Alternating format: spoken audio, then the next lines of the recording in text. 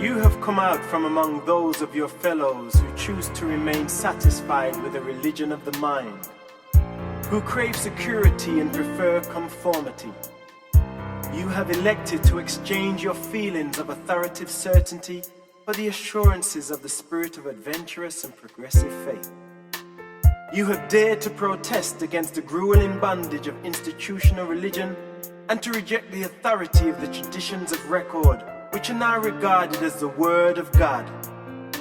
Our Father did indeed speak through Moses, Elijah, Isaiah, Amos, and Hosea, but he did not cease to minister words of truth to the world when these prophets of old made an end of their utterances. My Father is no respecter of races or generations, in that the word of truth is vouchsafed one age and withheld from another. Commit not the folly of calling that divine which is wholly human, and fail not to discern the words of truth, which come not through the traditional oracles of supposed inspiration. I have called upon you to be born again, to be born of the Spirit. I have called you out of the darkness of authority and the lethargy of tradition into the transcendent light of the realization of the possibility of making for yourselves the greatest discovery possible for the human soul to make, the supernal experience of finding God for yourself, in yourself, and of yourself, and doing all this as a fact in your own personal experience. And so may you pass from death to life, from the authority of tradition to the experience of knowing God. Thus will you pass from darkness to light, from a racial faith inherited to a personal faith achieved by actual experience. And thereby will you progress from a theology of mind handed down by your ancestors to a true religion of spirit, which shall be built up in your souls as an eternal endowment. Your religion shall change from the mere intellectual belief in traditional authority to the actual experience of that living faith which is able to grasp the reality of God and all that relates to the divine spirit of the Father. The religion of the mind ties you hopelessly to the past. The religion of the Spirit consists in progressive revelation and ever beckons you on toward higher and holier achievements in spiritual ideals and eternal realities. While the religion of authority may impart a present feeling of settled security, you pay for such a transient satisfaction the price of the loss of your spiritual freedom and religious liberty. My Father does not require of you as the price of entering the kingdom of heaven that you should force yourself to subscribe to a belief in things which are spiritually repugnant, unholy, and untruthful. It is not required of you that your own sense of mercy, justice, and truth should be outraged by submission to an outworn system of religious forms and ceremonies. The religion of the Spirit leaves you forever free to follow the truth wherever the leadings of the Spirit may take you. And who can judge? Perhaps the Spirit may have something to impart to this generation which other generations have refused to hear.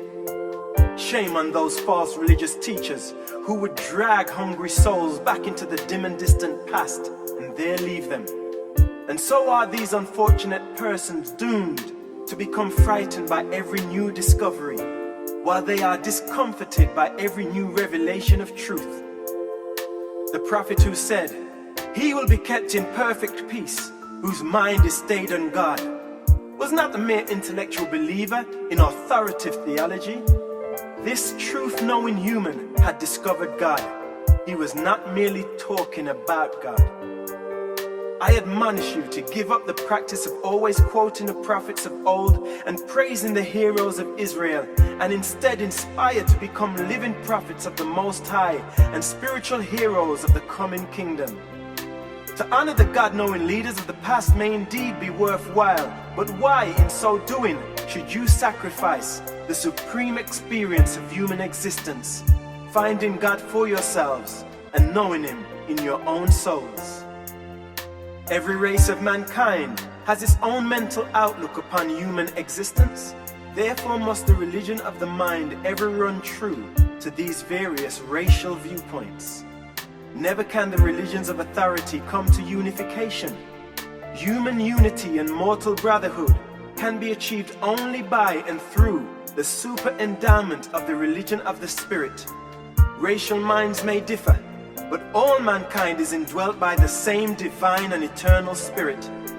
The hope of human brotherhood can only be realized when and as the divergent mind religions of authority become impregnated with and overshadowed by the unifying and ennobling religion of the Spirit, the religion of personal spiritual experience.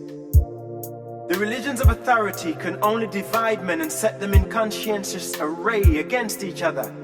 The religion of the Spirit will progressively draw men together and cause them to become understandingly sympathetic with one another. The religions of authority require of men uniformity in belief, but this is impossible of realization in the present state of the world. The religion of the Spirit requires only unity of experience, uniformity of destiny, making full allowance for diversity of belief. The religion of the Spirit requires only uniformity of insight, not uniformity of viewpoint and outlook. The religion of the Spirit does not demand uniformity of intellectual views, only unity of spirit feeling. The religions of authority crystallize into lifeless creeds. The religion of the Spirit grows into the increasing joy and liberty of ennobling deeds of loving service and merciful ministration. But watch, lest any of you look with disdain upon the children of Abraham, because they have fallen on these evil days of traditional barrenness. Our forefathers gave themselves up to the persistent and passionate search for God, and they found him as no other whole race of men has ever known him since the times of Adam, who knew much of this as he was himself a son of God. My Father has not failed to mark the long and untiring struggle of Israel ever since the days of Moses to find God and to know God. For weary generations the Jews have not ceased to toil, sweat, groan, travail, and endure the sufferings and experience the sorrows of a misunderstood and despised people, all in order that they might come a little nearer the discovery of the truth about God. And notwithstanding all the failures and falterings of Israel, our fathers progressively, from Moses to the times of Amos and Hosea, did reveal increasingly to the whole world an ever clearer and more truthful picture of the eternal God. And so was the way prepared for the still greater revelation of the Father, which you have been called to share.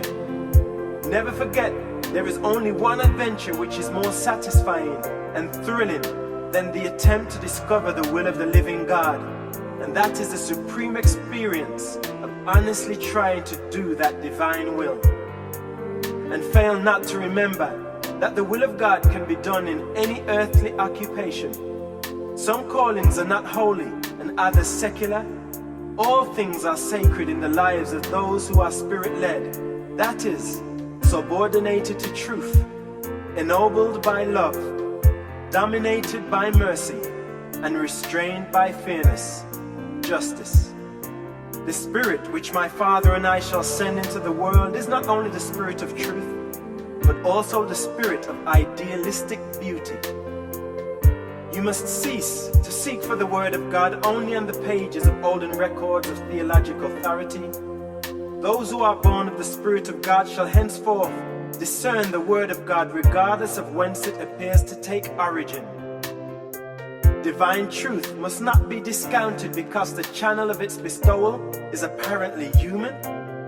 Many of your brethren have minds which accept the theory of God, while they spiritually fail to realize the presence of God. And that is just the reason why I have so often taught you that the kingdom of heaven can best be realized by acquiring the spiritual attitude of a sincere child. It is not the mental immaturity of the child that I commend to you, but rather the spiritual simplicity of such an easy believing and fully trusting little one. It is not so important that you should know about the fact of God as that you should increasingly grow in the ability to feel the presence of God. When you once begin to find God in your soul, presently you will begin to discover Him in other men's souls and eventually in all the creatures and creations of a mighty universe. But what chance does the Father have to appear as a God of supreme loyalties and divine ideals in the souls of men who give little or no time to the thoughtful contemplation of such eternal realities? While the mind is not the seat of the spiritual nature, it is indeed the gateway thereto. But do not make the mistake of trying to prove to other men that you have found God. You cannot consciously produce such valid proof, albeit there are two positive and powerful demonstrations of the fact that you are God-knowing, and they are the fruits of the Spirit of God showing forth in your daily routine life. The fact that your entire life plan furnishes positive proof that you have unreservedly risked everything you are and have on the adventure of survival after death in the pursuit of the hope of finding the God of eternity, whose presence you have foretasted in time. Now mistake not, my Father will ever respond to the faintest flicker of faith. He takes note of the physical and superstitious emotions of the primitive man. And with those honest but fearful souls, whose faith is so weak that it amounts to little more than an intellectual conformity to a passive attitude of assent to religions of authority, the Father is ever alert to honor and foster even all such feeble attempts to reach out for Him. But you who have been called out of darkness into the light are expected to believe with a whole heart.